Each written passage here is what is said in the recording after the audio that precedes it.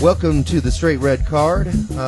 We want to welcome as part of the ongoing fan group series, maybe the most ultimate fan of all time, especially for the New York Red Bulls, Johnny Russo, also known as Johnny Toro, or the Red Bull himself. Hey, John, thanks for coming on the show. You're very welcome. Thanks for having me. It's good to meet the legend, finally. I've seen so many pictures of you. Let's start this thing off because, I don't know, I was going over the Red Bulls, the whole roster, and I've been going over it for the last few days, and I'm just looking at this, John, and thinking, if I were a Red Bulls fan, I'd be feeling really good, not only about what I have or had before, but some of the smaller additions that were made over the break. On paper, we probably have the best team in the league. Yeah. They brought in a lot of European players, Soli, Luke Rogers. As usual, we had a really good draft with Herzog and Rooney. I mean, only time will tell. Yeah, and then, of course, after last season, you almost have to kind of trust Hans Backe, and I'm imagining that Jan Gunnar Soli, this guy, he's a Norwegian national. He's a veteran, too. He's been playing for years. He's 29 years old. He looks like another really great addition to the midfield.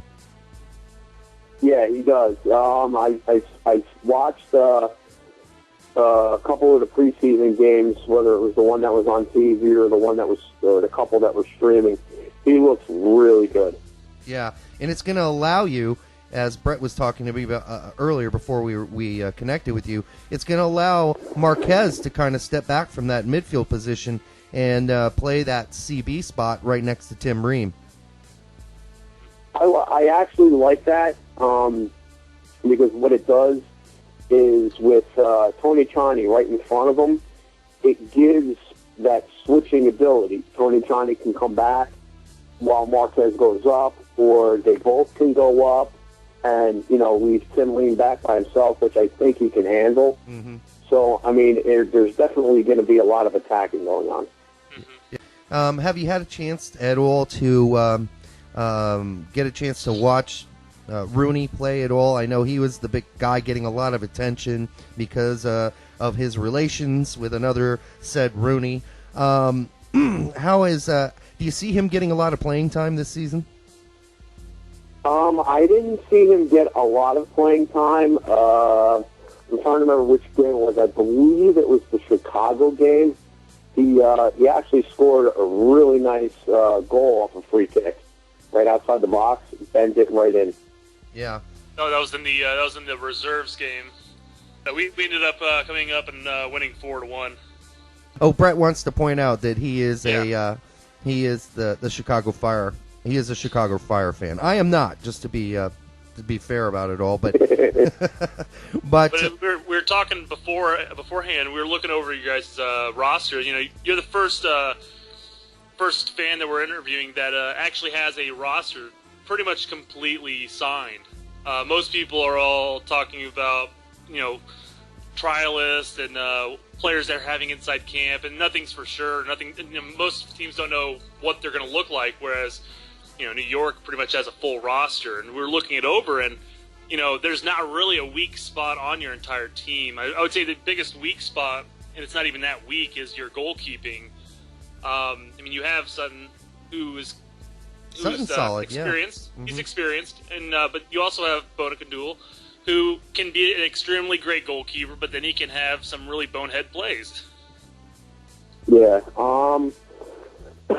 I think goalkeeping isn't so much of a weakness because we have two proven goaltenders. I think our weaknesses is going to be right and left back. Mm-hmm.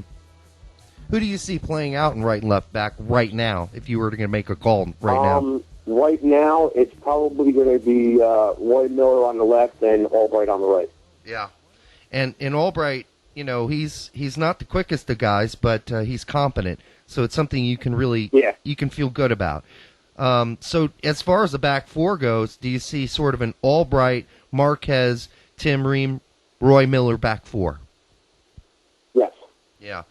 And, I'm looking at your midfield, and I'm feeling warm and fuzzy, and I'm not even, the biggest New York fan, although I do support the team, whenever I get a chance to. But I'm looking at guys like Dane Richards out wide, Joel Limpier in the middle, alongside, young Jan Gunnar Soli, and then, you just have so many options up front, too. It just looks like you guys are probably going to play a pretty standard 4-4-2. Is that how you see things?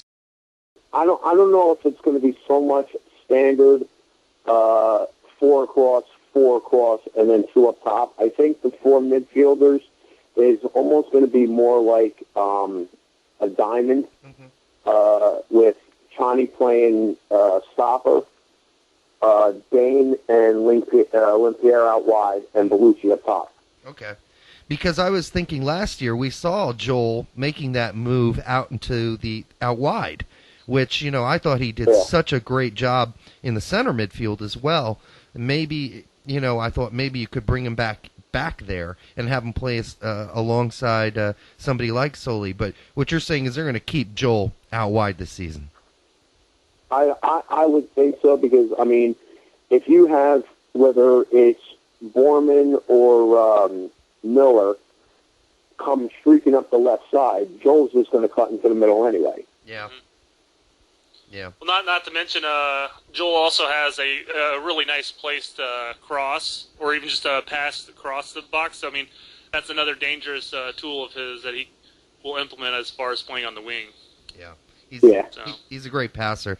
What about Thierry Henry this season? Do we see that duo with Juan Agudelo and Henry blossom this season? And, what are your predictions there? I'm hoping they do. Agudelo's still young, still, quote, wet behind the ears. He got some playing time last year, and, he did the most with what he had, with the opportunities that he had. Unfortunately, right now, he has a groin injury, so it's going to take him a little, I think they said about a week or so to get back. And then, of course, Henry, we already know Henry last year, unfortunately, was made glass. We brought him in July, and he played, 5-6 games for us? Yeah. So I'm hoping his trip back to England over the summer and the winter and trained with them and came back. Supposedly he's close to being 100% ready. So let's hope we get the Henry of the past instead of the Henry of last year. Going back to Agudelo, there was talks of his development with as being a starting striker. They're going to take it a little slow, not necessarily throw him into the deep end per se, if you will. But if Agudelo doesn't start, who do you think would start over top of him? Do you think it'd be Ibrahim or anybody else in particular? I think as of right now, Ibrahim is in Chateau de Bow Wow. So yeah, he's not. I don't think he's on Hans Backe's good list right now. With the injury to Luke Rogers, it would probably be Dane Richards up top, and then you would throw Soli out on the wing. Interesting. But what about this recent occurrence, and maybe you know something about it that we don't, John, and that's the recent release of Richie Williams and Des McClellan, apparently for breaking the rules, and I'm not really sure what that means. Do you have any sort of insider info on what happened there? I actually don't. One can only speculate, and which is actually, because I don't have, facts in front of me. They did this, or they didn't do this, or they didn't do that. I really can't comment on it, in that aspect. But Richie pretty much handled the draft by himself last year. Yeah. And obviously, look who we drafted. Phenomenally. He absolutely saved a couple of our seasons for us when Bruce left and when Osorio left. And as far as Dez goes, he's probably the best goalkeepers coach in the league, if not in the United States. I mean, hands down. Yeah, what could these guys have done? I mean, short of it involving donkeys and prostitutes, I just, to me, it's amazing because Richie Williams has been there. He was the guy that really guided Hans through his first season as far as picking players go in the draft. And without him, I don't think, Tim Ream's on your team right now. So, I don't know. No, probably not. Yeah. I mean, we talked to Jeff Agus a few months ago, and he absolutely credited Richie Williams with that pick.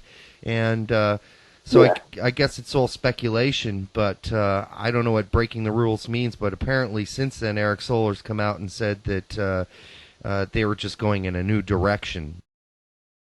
I mean, you would think with it being done 3 weeks before the season starts, yeah, it would have to have been something major. Yeah, something really weird happened. We don't know what it is, and maybe we'll get to the bottom of it down the line. But all right, John. Well, how about this? How about some reasonable expectations on your part? I think we all feel that this team should definitely make the playoffs without a problem. But how far can this team go in the playoffs? Because it is such an odd thing. All you have to do is be hot at the end of the season and not have a lot of injuries. So it's kind of hard to predict, but if you had to, what would you say?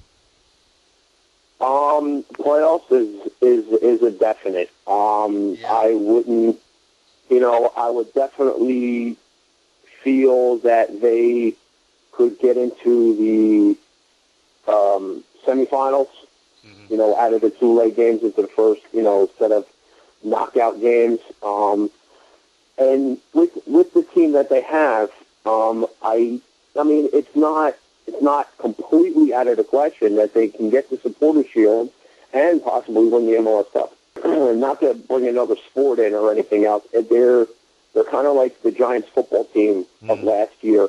There were so many questions going in, and then everything had to work out perfectly for them to do what they should do, if you know what I mean. Yeah. But even with some injuries, I think I still look at this lineup and I think, okay, a guy drops out in midfield. You still have Carl Robinson. There's so many guys that could. This is the deepest team I've seen in the MLS for some time, and I think it bodes well for you guys. You also have Ryan Nielsen. That's if right. He gets healthy. Yep. So, I mean, the depth on this team is just unbelievable. Granted, a lot of them are young, but you know what? They wouldn't have got drafted if they weren't good. Yep. For yourself, though, do you have anything crazy planned for this season? Not really. Somebody had thrown out an idea of and how far it's going to get. They just posted it to me on Twitter. The Red Bulls should do, come dressed as Johnny Toro Day and you get in free, for kids under a certain age or whatever. And I'm like, really? You really want all of us being there? It's like, come on. But I thought it was pretty. I thought it was a pretty good idea. Yeah, it's